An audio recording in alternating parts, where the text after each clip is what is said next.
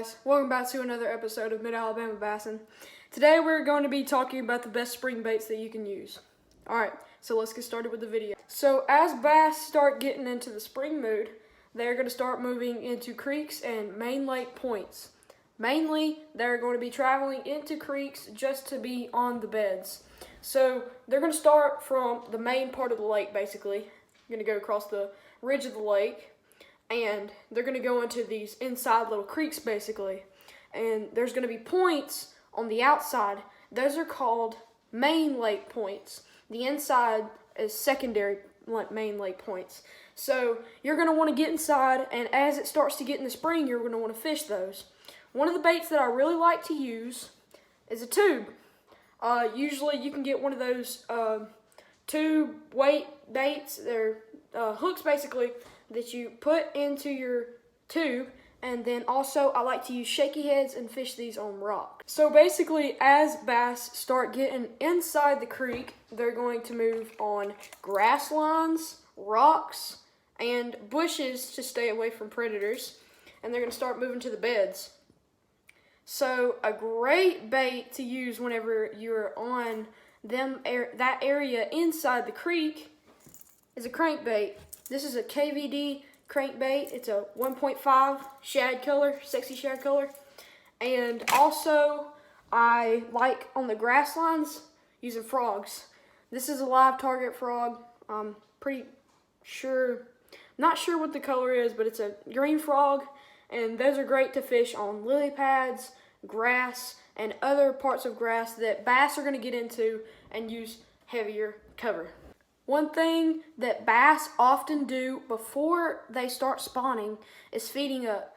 Have you ever caught a bass before and you noticed their belly was super duper skinny during the spring while they were on a bed? That's because they are not eating a lot. They are on that bed, they are locked on, and they have laid those eggs, and they're going to be really skinny for a long time. Also post-spawn fish, same thing. But you like to use crankbaits and other types of open water baits. But in the morning time, I like these poppers. This is a Boyd Duckett soft popper. Now, y'all get any of these baits that you really want. These are just my opinion. These are my favorite baits. But this is a soft plastic popper. As you can see, it's really squishy. It's basically like a frog, but a popper. And I like to throw these out in open water, clear water, whenever the bass are busting out in the open on shad. I also like to get up into shade during the midday time, and I like to fish there as well with these poppers. Alright, you get on a bed and you see two bass, usually. A bass is either white or like a white circle or a black circle. You're going to look for those in the water. What baits do I like to use on beds? Again, tubes. I also like to use these KVD rodents. These are the KVD Rage series, I do believe. I'm not sure.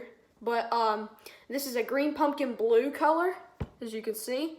And I like to Texas rig this, shaky head rig it, and basically all you gotta do is put it in front of the bass's face and either irritate that bass or make them mad.